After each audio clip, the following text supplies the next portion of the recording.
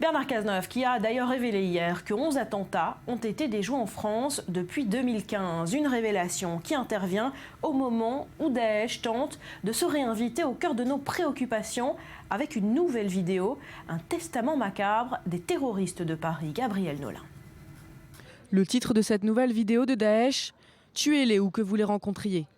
L'organisation de l'État islamique menace la France et les autres pays participant à la coalition contre Daesh en Syrie. Le cerveau des attentats du 13 novembre, Abdelhamid Abaoud, y prend notamment la parole. Si vous envoyez des avions de chasse pour venir bombarder les musulmans, sachez que l'État islamique vous envoie des chasseurs soif de sang de mécréants, des chasseurs qui n'auront aucun répit pour vous égorger.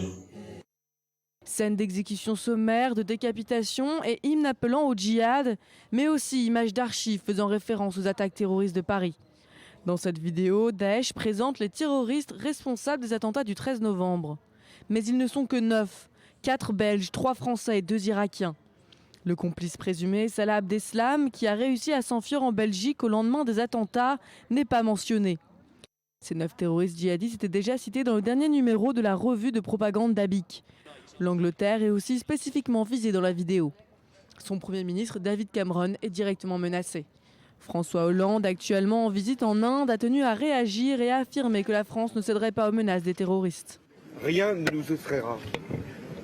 Aucune menace ne fera douter la France de ce qu'elle a à faire pour le combat contre le terrorisme.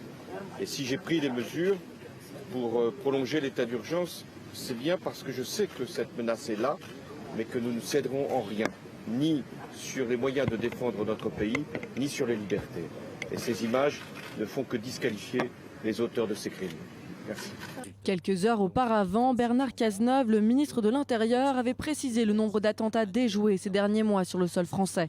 Nous avons depuis le printemps dernier déjoué 6 attentats, dont un certain nombre étaient commandités par ceux qui nous ont frappés le 13 novembre, les mêmes acteurs. L'état d'urgence a été utile. Une déclaration importante à l'heure où la prolongation de l'état d'urgence fait débat dans l'Hexagone. Myriam Aman, est-ce que cette nouvelle vidéo signée Daesh nous apprend quelque chose sur les attentats de novembre ? Alors oui et non, c'est un petit peu compliqué maintenant de le savoir parce que là, vous vous en doutez, cette vidéo est en cours d'analyse, non seulement par rapport au message qui est véhiculé, on y voit Cameron, on l'a dit, il y a des menaces à peine voilées contre la France toujours.